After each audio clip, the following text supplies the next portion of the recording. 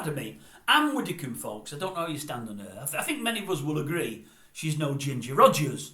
But I've never done anything against her. She's always pretty alright as far as I'm concerned, and normally talks a bit of sense.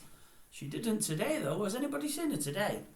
She's actually defended old Randy Andy, Prince Andrew there.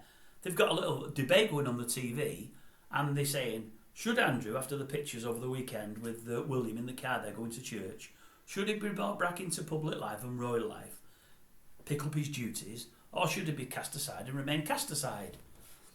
And she actually defended him, and it shocked me. She said, no, I think he should be brought back in. When all's said and done, he's never done anything, or if he has, it's never been proven.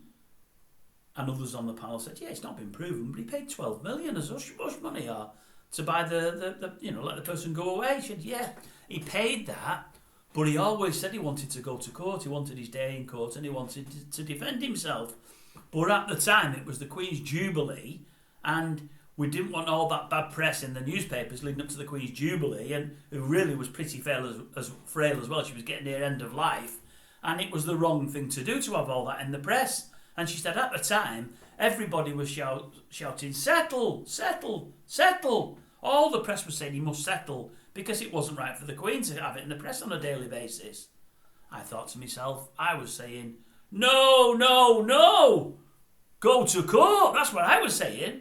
Like I think the bulk of the British public was saying, if he really was innocent, as he's professed to be, although I don't believe it for one moment, you go to court. Now, it's all right saying the fact that he settled stopped in the press and it took all the pressure away from the Queen. I don't think it stopped it at all. I think it got worse. But I'm his mother. I mean, obviously I'm a fellow by the way, but I'm his mother. What hurts me the most? My son or daughter settling for 12 million rather than going to court on something he's been accused of, or actually going to court and being found innocent. I think the settling bothers me more. I don't think him going to court and defending himself would have been any worse for the Queen. Had he gone to court to defend himself and been found guilty, which I think most of us think he is and was, that'd have hurt the Queen. Of course it would. Which is why she stumped up most of the money. Because I think she knows he did all he's been accused of. But no, Anne, you're totally wrong there. I don't think that all the British public were saying settle. I don't think that at all. I don't know where you've got that from, Lovey. And as somebody pointed out to you later, it's not just the fact that he settled.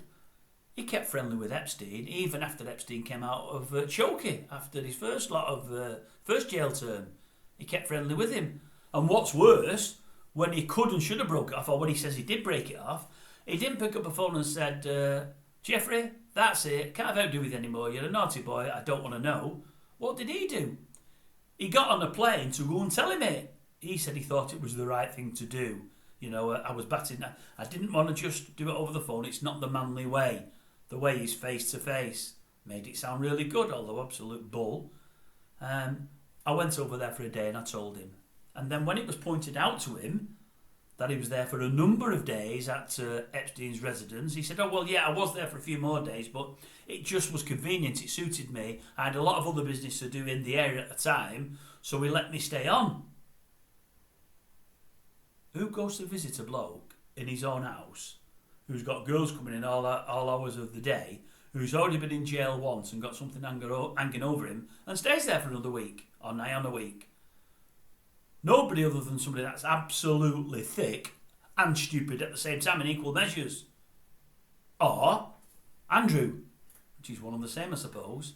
But no, Anne, I'm sorry, lovey, I think you've got this one all wrong. I don't think we should be forgiving and forgetting Andrew.